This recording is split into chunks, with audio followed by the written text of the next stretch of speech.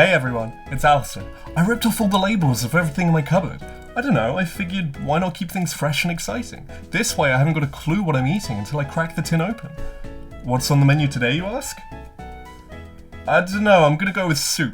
Video game randomizers. For when you want to play Pokemon with anything other than a Charmander. These have been around for a little while now, and the full extent of what they'll do will vary from game to game. But each and every one of them will offer a great way to add a bit more pizzazz to a game you might already know like the back of your hand. No doubt what most people familiar with randomizers will think of here is a Pokemon randomizer. Tired of running into rats and birds on the first route of the game? Fine, here's a mime. Happy now? A Pokemon randomizer will typically randomize all of the wild Pokemon you can encounter, as well as what Pokemon you'll encounter in trainer battles. These serve as a nice way to mix things up, especially for those people who are guilty of often using the same Pokemon in every playthrough. The choice of starter Pokemon is always an exciting one on a randomizer. Instead of the usual entourage of Chikorita, Cyndaquil and Totodile, we have a pig, a caterpillar, and God. Personally, I find the best way to play through one of these is with a Nuzlocke rule set. A Nuzlocke typically has two major rules. You can only catch the first Pokemon you encounter on every new route, and if a Pokemon faints, it can't be used anymore. I'd say the first is the most important part here. Limiting yourself to only the first Pokemon you encounter means you'll end up using Pokemon that you'd never imagine using in the original game, whether it's because of availability or popularity. The major appeal of a randomizer is finding Pokemon you wouldn't normally encounter in the first place, so why bother if you're just going to search for Charizard? With that said, things can definitely get even more crazy as far as randomness goes. You can randomize base stats, Pokemon typings, movesets, TMs, even evolutions.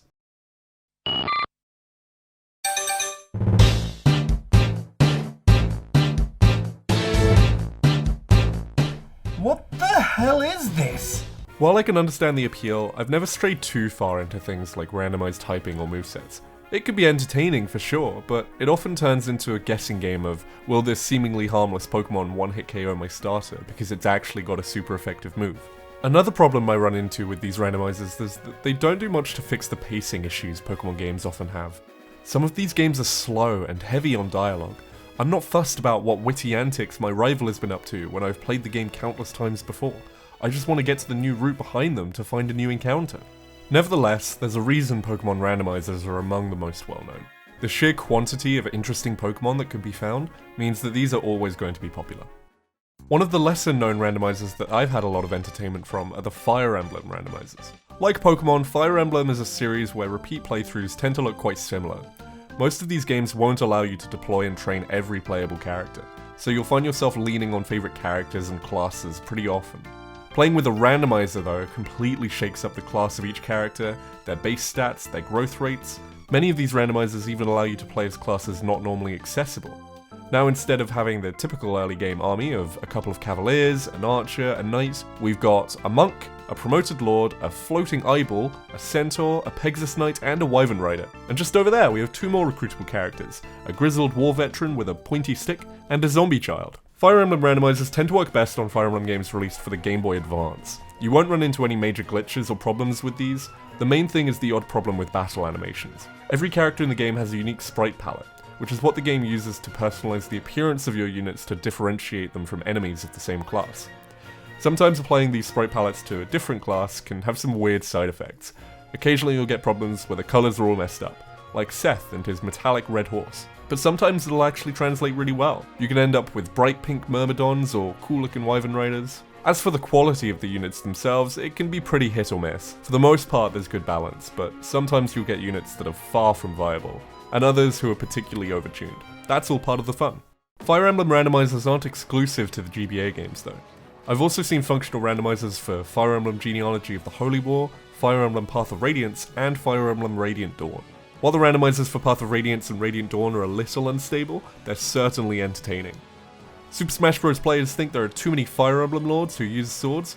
Well alright, then Ike's a dragon now. However, there's one randomizer that I believe stands above all others. A randomizer that perfectly captures the gameplay of the original game and transforms it into an experience that constantly remains fresh and exciting. That is the Legend of Zelda: A Link to the Past randomizer. The first thing to note about Link to the Past randomizer is just how much variety it offers. You can change the objective of the game, the placement of enemies and bosses, the places different doors and entrances take you to, the location of various sword upgrades, or if you can even find a sword at all. Before you even begin to consider how many variations there are within a specific rule set, you've got such a wide range of rule sets to play around with. So for those who haven't played the original A Link to the Past, here's how it goes. You explore 3 dungeons across Hyrule to find the 3 pendants of power, wisdom, and courage, to unseal the Master Sword, and climb Hyrule Castle to defeat an evil wizard called Aghanim. He teleports you to the Dark World, where you have to explore another 7 dungeons, collect 7 crystals to break the barrier guarding Ganon's tower. Climb up the tower, beat up the wizard for a second time, one fight against an evil pig creature, and congratulations, you've beaten the game. Naturally, there are some secrets and side quests to be uncovered, but that's more or less how the game progresses. So what about the randomizer? A Link to the Past's randomizer releases you into the world with 2 major changes. Number 1, all of the chests in the game have had their contents randomized. You could find the bow in Kakariko Village, the Zora Flippers in Death Mountain, you get the idea. Some items are kept within certain areas, like maps, compasses, and small keys in their respective dungeons, but we'll touch on those later. Number 2, the dungeon rewards for all 10 dungeons have been shuffled. This means that while the Pendant of Courage could be found in Eastern Palace in the original game, now there could be one of the 7 crystals needed to unlock Ganon's tower in its place. What makes this so significant is because one of the most common objectives in this randomizer is to simply beat Ganon. That means you can often complete the game without ever collecting any of the 3 pendants. All you need are the 7 crystals. Imagine a Pokemon game with 10 gyms, but every time you play it, you'll only have to beat 7 of them, selected at random. It makes every new playthrough so much more interesting, because you'll have a different set of dungeons to tackle each time. If that weren't enough, the order you complete the dungeons in can also be completely different. Access to the Dark World is limited only by the items you need to access one of the Overworld portals, or whether you've beaten Aghanim in Hyrule Castle. You can reach the Dark World 5 minutes into a playthrough if the stars align. Also, you can play as a goose. If that doesn't convince you, I don't know what will. Locations in the game with lots of items like Kakariko Village can be a great source of progression, but sometimes you'll have progression items hidden in isolated locations, like at the Catfish who normally gives you the Quake Medallion, or on the floating island at Death Mountain. You can even have important items locked behind the Master Sword pedestal, which can only be acquired by collecting the 3 pendants. With so many possible configurations, which can be adjusted further depending on experience and knowledge of glitches, no 2 runs will ever be the same. But the best part of A Link to the Past randomizer, in my opinion, is when you play with a deadline in mind. The game will show you a final time once you beat the game, so many players choose to play either in a race context with other players, or as a time trial to beat their best completion time. Suddenly, it's not just about checking every possible location for important items. You'll still check some of the premier locations, but other item checks quickly become a balance of risk versus reward. The chest in the desert cave might have an important progression item, but if it doesn't, then you've wasted valuable time in checking it. Devising a route that allows you to check the greatest number of locations in the shortest amount of time becomes an elaborate puzzle, and everything can change the instant you find that essential item. And considering you'll be looking for important progression items throughout almost the entirety of the game, it's easy for races to come down to the wire, even at Ganon's tower. I've only scratched the surface of the different gameplay styles as well. I've seen cross-game randomizers between A Link to the Past and Super Metroid combined, where the objective is to finish both games and you can find items for either game in either world.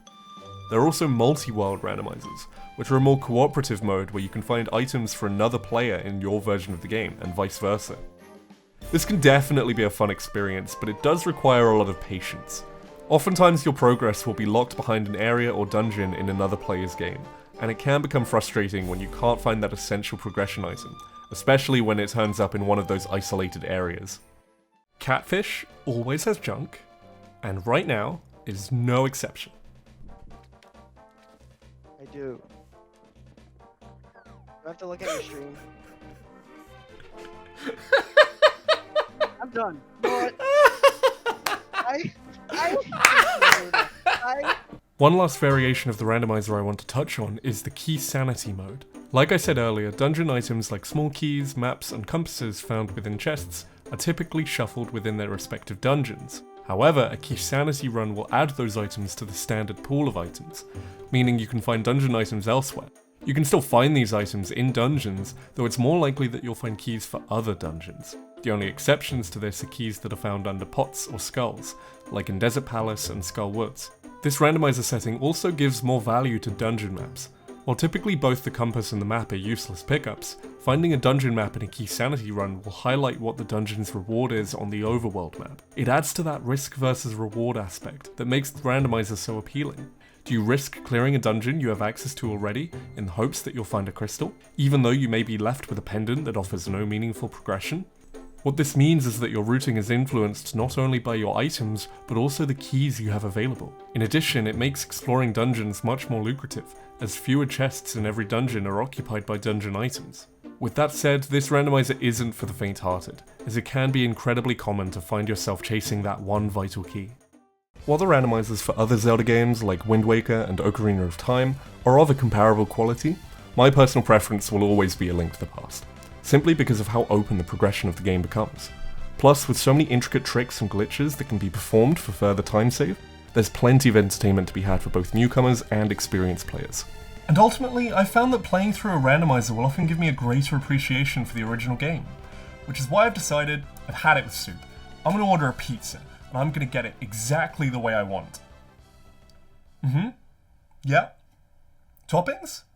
I don't know, surprise me.